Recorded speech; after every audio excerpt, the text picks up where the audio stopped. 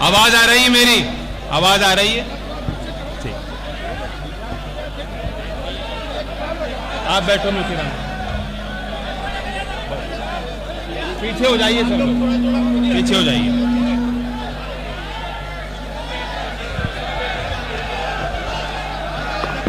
आप भी फोटो लेके बस, थैंक यू। आप आगे से हट जाएंगे। जो लोग बैठे हैं उनका अनुशासन, जो बैठे हैं उनके अनुशासन को खराब मत कीजिए। आप हट जाइए, अम्बुज हटिए, आप हटाइए, जाइए जाइए। कोई जल्दबाजी नहीं है, चिंता मत कीजिए, शांति बनाइए, उसके बाद ही मैं अपनी बात रखूंगा।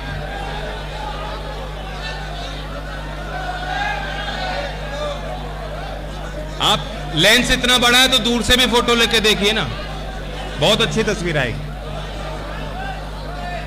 बैठ जाओ, यहीं बैठ जाओ, अम्बुज बैठ जाइए, आरिफ बैठ जाओ, बैठ जाओ। और तलवार का काम नहीं है, वोट का काम है, बैठ जाओ। प्रदेश के हर कोने से आए हमारी पार्टी के सभी वरिष्ठ पदाधिकारी और कार्यकर्ताओं का मैं नमन करता हूं। सम्मानित मंच का आज बहुत शुभ अवसर है और बहुत सोच समझकर हमने ये माइक बंद करना पड़ेगा, बंद कर दीजिए। बहुत सोच समझकर हमने ये तारीख तय की थी, क्योंकि इस तारीख के अपने मायने हैं। सरदार पटेल जी जो आज भी देश के सर्वमान्य किसानों के सबसे बड़े नेता माने जाते हैं, आज जो हमारे देश का स्वरूप है उसे बनाने में और बचाने में उनका सबसे बड़ा योगदान, और देश में वन एंड ओनली लौह पुरुष हैं। कहने को तो बहुत लोग क्लेम किए हैं, लेकिन one and only Sardar Patel ही लौह पुरुष है। तो मैं उनको अपनी श्रद्धांजलि अर्पित करता हूं। और आज के तारीख से हमारी मंशा थी कि जब हम कुछ नई चीज प्रदेश की जनता के आगे लाएंगे तो जनता को विश्वास होगा कि आज के पावन अवसर पर अगर कोई कुछ कह रहा है तो निश्चित तौर पर ईमानदारी से उसका पालन भी किया जाएगा। सरदार पटेल जी के संदर्भ में हमें यह भी कहना पड़ेगा, बहुत पीड़ा है इसे कहते हुए, कि आज मौजूदा हालात प्रदेश के और देश के अच्छे नहीं है, किसानों के नहीं है, मजदूर के नहीं, गरीब के नहीं है। लगभग 1 वर्ष से लगातार किसानों का आंदोलन चल रहा है, बड़ी बड़ी कुर्बानियां लोगों ने दी हैं। कल भी एक किसान टीकरी बॉर्डर पर शहीद हुए, जींद जिले, हरियाणा जिले से वो आके वहां बैठे थे, 63 साल की उनकी आयु थी, उनका निधन हो गया। और देश और प्रदेश, आप सब गवाह हो किस तरह से लखीमपुर की भी घटना आपके आंखों के आगे हुई। यह आंदोलन इतने लंबे समय से चल रहा है, लेकिन देश के इतिहास में पहली बार यह आंदोलन नहीं हुआ। किसानों को तो लड़ना पड़ता है, संघर्ष करना पड़ता है। आजादी के पहले भी इतिहास के जानकार इस बात को जानते हैं, बड़े बड़े आंदोलन किसानों ने रचे। 1874 में शायद पहला एक बड़ा आंदोलन दर्ज हुआ, जिसे डेक्कन आंदोलन माना जाता है, महाराष्ट्र और कर्नाटक में बाबा साहेब देशमुख जी के नेतृत्व में। और वह आंदोलन था महाजन से, उस चुंगल से किसान को छुटकारा दिलाने के लिए, 1874 में। उसके बाद 1906 में संयुक्त पंजाब में, जिसकी लपटें, जिसकी पहुंच पूरे उत्तर भारत तक फैली थी। और आपको याद होगा कि दयाल जी का एक बहुत फेमस गाना था, जिस नाम से ही वो आंदोलन जाना जाता है, कि पगड़ी संभाल जट्टा, जो शहीद भगत सिंह जी के चाचा जी चौधरी शहीद अजीत सिंह जी ने उसका नेतृत्व किया था 1906। महात्मा गांधी जी के सत्याग्रह के पहले भी 1914 में झारखंड के आदिवासी लोगों ने आवाज उठाई किसानों की, अंग्रेज हुकूमत के खिलाफ। और वो लड़ाई आज के तेलंगाना और पश्चिम बंगाल में आंदोलन वहां तक पहुंचा था। उसके बाद 1917 में चंपारण आंदोलन प्रसिद्ध है। गांधी जी ने वहां जो किसानों की बात थी, इंडिगो प्लांटेशन के विरोध में, अंग्रेजी क्रूर शासन के विरोध में किसान खड़े उठे और वे चीज भारत के इतिहास में अच्छी तरह से दर्ज है। 1921 में मालाबार के क्षेत्र में बहुत बड़ा आंदोलन हुआ। वे जमींदारों के खिलाफ, जो जमींदारों को संरक्षण अंग्रेजी हुकूमत देती थी, उनके विरुद्ध किसान खड़े उठे मालाबार के क्षेत्र में। और फिर 1928 में सरदार पटेल जी ने बारदोली का बहुत बड़ा आंदोलन रचा था। तो पहली बार आंदोलन नहीं हुए, आंदोलन तो बड़े बड़े हुए, लेकिन फर्क इतना है कि उस समय आप विदेशी ताकतों के खिलाफ लड़ते थे। उस समय कोई लोकतंत्र नहीं था, उस समय किसी आम नागरिक का कोई वजूद नहीं था, हमारा आपका कोई अधिकार नहीं था। लेकिन तब भी अहिंसक आंदोलन किसानों ने रचा। 1931 में सरदार पटेल जी की बात कही जाए कि उन्हें किसान क्यों माना जाता है, क्यों जब 1931 में कराची में कांग्रेस के अधिवेशन में उनको अध्यक्ष मनोनीत किया गया, उन्होंने शुरुआत इस बात से कही कि आज आप कांग्रेस पार्टी के इस बड़े मंच ने मुझे एक साधारण किसान को इस बड़ा ओहदा दिया, इज्जत दी। तो यानी सरदार पटेल जी अपने आप को किसान के रूप में देखते। यही उनकी सादगी, यही उनकी ताकत का रहस्य है। और मैं समझता हूं कि आज भी देश भर में जो क्रूर शासक हैं हमारे प्रदेश में, जिसको हम और आप जिससे जूझ रहे हैं, वही किसान की पहचान है, वही किसान की, फार्मर की आइडेंटिटी है जो इनके नीचे की जमीन को खिसका सकती है। और कोई आंदोलन असरदार साबित नहीं हुआ। समय समय पे लोगों की मांग उठती गई, बाबा लाठी चला देते थे, लखनऊ में छात्र आते थे, लाठी चल जाती थी। बेरोजगारी को लेकर लोग चिंतित थे, कभी कभी आ जाते थे कि भर्ती नहीं हो रही, लाठी चला दी। शिक्षा मित्र सड़क पे आ जाते थे, लाठियां चला दी। तो अलग अलग संगठन अपनी बात कहते थे और उन पे खूब लाठियां चलाई योगी जी ने। लेकिन वो किसान है जो 1 साल से लगातार डट के खड़ा है, लाठी भी खा रहा है, तरह तरह की उसकी प्रताड़ना हो रही है, तरह तरह की साजिशों का वो सामना कर रहा है, हट नहीं रहा। इसलिए मैं आज सरदार पटेल जी की जयंती के अवसर पर हर एक उस किसान को यह विश्वास दिलाना चाहता हूं कि वो विश्वास करे कि जो लोग सरदार पटेल जी का नाम ले रहे हैं आदर से, जो लोग चौधरी चरण सिंह जी को अपना आदर्श मानते हैं, उस विचारधारा से अपने आप को जोड़ के देखते हैं, विश्वास कीजिए आज जो आप आंदोलन कर रहे हो, जब हमारी सरकार बन जाएगी आपको आंदोलन करने की आवश्यकता नहीं रहेगी।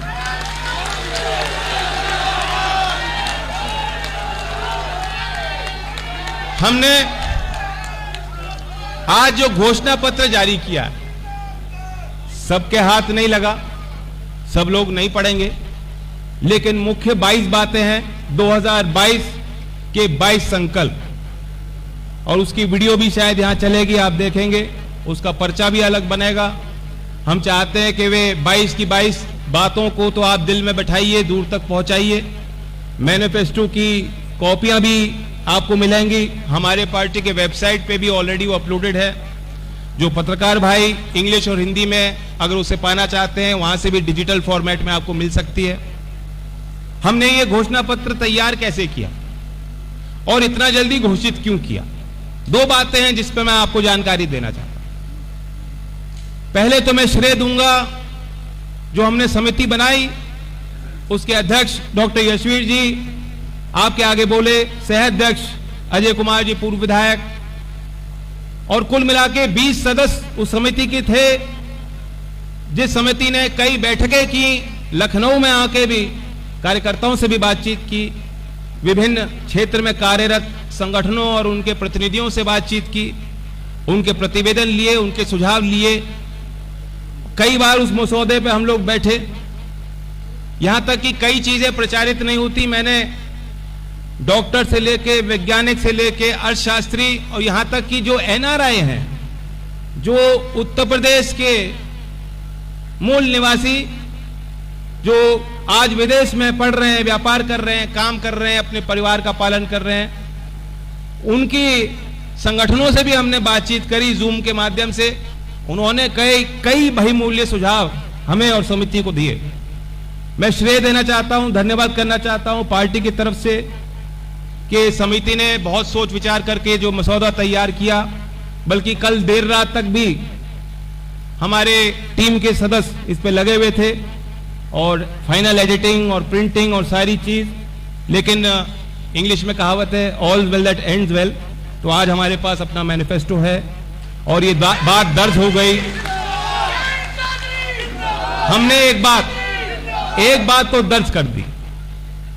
हम पहली राजनीतिक पार्टी हैं उत्तर प्रदेश में जो अपना घोषणा पत्र आज सार्वजनिक कर रहा है 4 महीने पहले। मैं मानता हूं कि हमने जो किसानों के लिए, नौजवानों के लिए व्यापार को हम कैसे बढ़ा सकते हैं, जो औद्योगिकीकरण की जरूरत है, जो इंडस्ट्रियलाइजेशन की जरूरत है, जो हमें नई क्रांति लानी है, जिस माध्यम से रोजगार का सृजन हो सकता है, उस विषय को भी हमने लिया।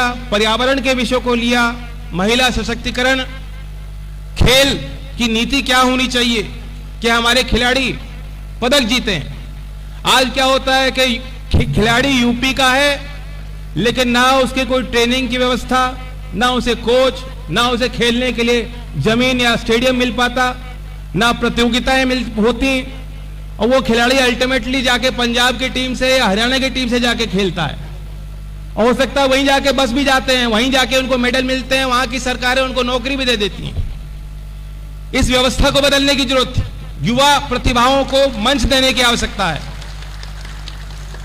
और कई बात हमने पिछले 1 महीने से जो आशीर्वाद पद कार्यक्रम हो रहा था विभिन्न जनपदों में, मैंने हर सभा में एक नई बात कही भी है, कई सभाओं में वो बातें दोहराई भी हैं कि लोगों के मन में वो बात दिल में दर्ज हो, लोगों को पता लग पाए कि हमारे 2022 के 22 संकल्प क्या हैं। एक बड़ा मुद्दा जो हमने छेड़ा है, 1 करोड़ नौकरी उत्तर प्रदेश के नौजवानों को हम देंगे। मैं जानता हूं कि ये आंकड़ा इतना बड़ा है, मैंने जहां जहां बोला 1 करोड़, कुछ तो नौजवान मुस्कुरा रहे थे और कुछ के हाथ एकदम उठ गए, कुछ तो कूदने लगे और बुजुर्ग भी बहुत उत्साहित हुए। कुछ लोगों के मन में शंका होगी कि 1 करोड़ कैसे होगा, जरूर उठी होगी। मैं आपको बताना चाहता हूं कि 2017 में जब योगी जी ने शपथ ली थी, मुख्यमंत्री बन गए थे, उसके बाद उन्होंने बयान जारी किया था विश्व कौशल दिवस के अवसर पर कि 5 साल में हम 70 लाख नौकरी देंगे। नहीं दी गई।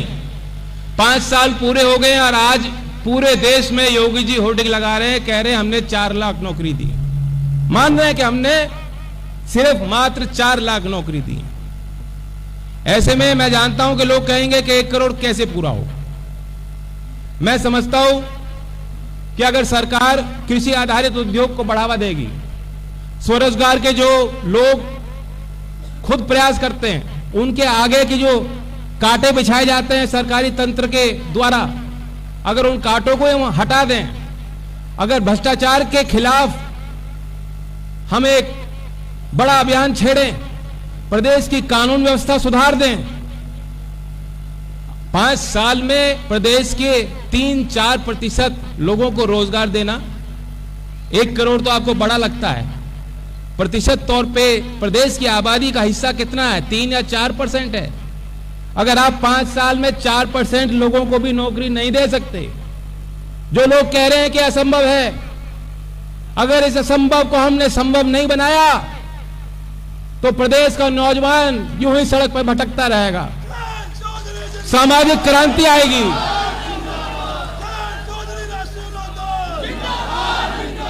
लानत है ऐसी सरकारों पर जो 5 साल में 3% लोगों को रोजगार ना दे पाए। ऐसी व्यवस्था से जुड़कर काम करने का भी कोई फायदा नहीं, और इसलिए इस व्यवस्था को बदलने के लिए व्यापक परिवर्तन लाने का संकल्प मैं खुले मन से, खुले दिल से इस मंच में माध्यम से आपके आगे ले रहा हूं। मैं ये भी मानता हूं कि जो बातें हम कह रहे हैं ना, उसका दूर तक प्रभाव है, और पार्टियां भी हड़बड़ाहट में आ गई, और दल भी कह रहे हैं भाई जल्दी घोषणा करो, और पुराना वाला मैनिफेस्टो लाओ भाई, उसी आधार पे कुछ बोल दो। उन्होंने अब तक किसी से पूछा नहीं था क्या चाहते हो, लेकिन हड़बड़ाहट में आप देखोगे एक के बाद एक अब घोषणा होंगी। हमें इससे कोई गुरेज नहीं। हमने कहा कि हम जो चीज देंगे हम स्वागत करते हैं। भाजपा की सरकार राज्य में है, भाजपा की सरकार केंद्र में है। हमने किसानों को कहा कि 6,000 मिलता, हम 12,000 देंगे, 15,000 देंगे। मोदी जी तय कर लें 23 दिसंबर में 15 का 20 कर दें, सबसे पहले मैं ताली बजाऊंगा। बिजली महंगी है, बिजली बहुत महंगी है। हमने नारा दिया किसान और बुनकर का पुराना बिल माफ, आगे की दर हाफ। हमें कोई गुरेज नहीं होगा। योगी जी तो चाहें तो आज शाम को फैसला ले सकते हैं, योगी जी की तो बस की बात है। हम तो चाहेंगे कि हमने जो घोषित किया योगी जी उससे ऊपर कुछ करके दिखाएं। अभी तो सरकार है, अभी तो 4 महीने चलेगी उनकी, डंडे का कोई असर नहीं पड़ना, लेकिन चल तो रही है अभी 4 महीने। ले लें आदेश, ले लें निर्णय।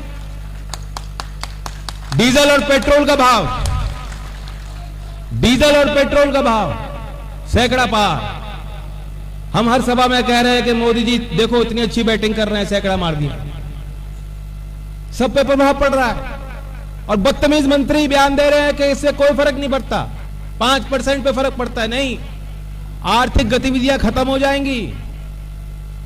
सामान को ढोने की एक ही व्यवस्था है, डीजल पे आधारित है। किसान का काम बहुत बड़े पैमाने पर डीजल पे आधारित है। इन्हें कुछ जमीन का मालूम ही नहीं। लेकिन जब हम बार बार बोल रहे हैं कि डीजल डीजल पेट्रोल पेट्रोल, हो सकता है कि योगी जी जाग जाएं, हो सकता है कि चुनाव के पहले 2, 3, 4 रुपए कुछ जो राज का टैक्स है वो कम कर दें। हमें कोई गुरेज नहीं। यही तो बात है। हमने पहल की, हमने मुद्दों की बात की है। इन मुद्दों पे, इन विषयों पर दूसरी पार्टियों को भी गंभीर करने पे हमने मजबूर किया। वरना ये चुनाव, मैं बता रहा हूं आपको, अगला विधानसभा चुनाव किस मुद्दे पर लड़ा जाएगा उससे कोई वास्ता आपका नहीं हो।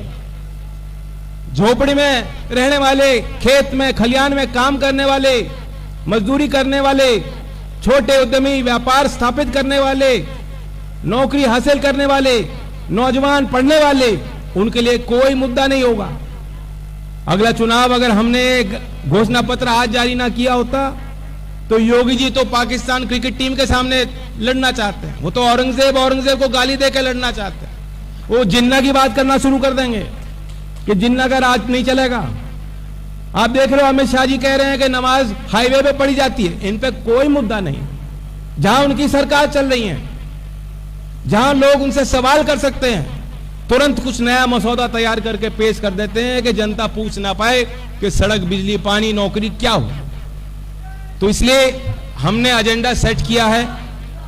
मैं आप सबको वादा करता हूं, आप सब जिम्मेदार लोग हैं। जो कुछ आने वाले समय में अगर कोई परिवर्तन सरकार लाती भी है, इससे ज्यादा कुछ घोषित करती है, मेरा वादा हम फिर भी दोबारा रिवाइज करके, अगर सरकार 10 देगी तो 11 हम देंगे।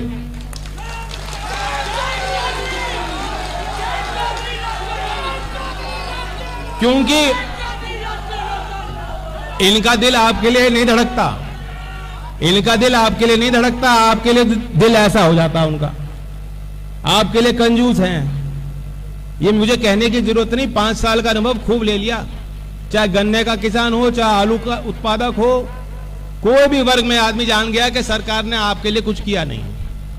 इसलिए मैं विश्वास के साथ कह रहा हूं कि योगी जी अगर आज शाम को भी जाग गए और पूजा पाठ छोड़ करके अगर उन्होंने जो अपने शासन के काम है वो संभाल लिए, और शाम को उन्हें एहसास हो गया कि चुनाव जीतना है तो किसान के लिए कुछ करना पड़ेगा, घोषणा कर दी, फिर भी हम उससे ज्यादा करेंगे। क्योंकि दिल खोल के अगली सरकार, दिल खोल के अगली सरकार प्रदेश के नौजवान और किसान के लिए काम करेगी। अगली सरकार में खजाने की चाबी, जो खजाना आज बंद है, जिस दरवाजे जो आपके लिए बंद हैं, वो खजाने के दरवाजे खोल लिए जाएंगे और खजाने के दरवाजे की चाबी भी आपके हाथ में होगी।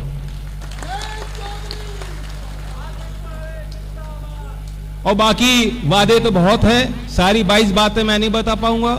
मैं चाहता हूं कि प्रत्येक जो हमारा जिम्मेदार साथी है हमारे मैनिफेस्टो को ले, हर पहलू को समझे, और जैसा मैंने पहले भी कहा, इसमें अगर कोई परिवर्तन भी करना है आगे चुनाव तक, और भी कोई सुझाव देता है और कोई चीज ऐसी हो जो हमने लिखी नहीं हो, उससे भी ज्यादा हम करने की मंशा रखते हैं, उससे भी ज्यादा सरकार बनेगी, हम आपके लिए काम करेंगे। अब सभी साथियों को दूर दूर से आप आए, मैं धन्यवाद देता हूं। लखनऊ घूमो, जो लखनऊ के बाहर से आए, लखनऊ घूमो, लखनऊ की चाट खाओ। यहाँ बदनाम सरकार है और एक बदनाम लड्डू वाला भी है, वहां के भी लड्डू ट्राई करना। दुकान है ना बदनाम लड्डू की, दुकान है अलग लखनऊ में, फेमस है। क्या करना है अध्यक्ष जी? चलिए सभी साथियों को धन्यवाद। चौधरी चरण सिंह, किसान मजदूर एकता।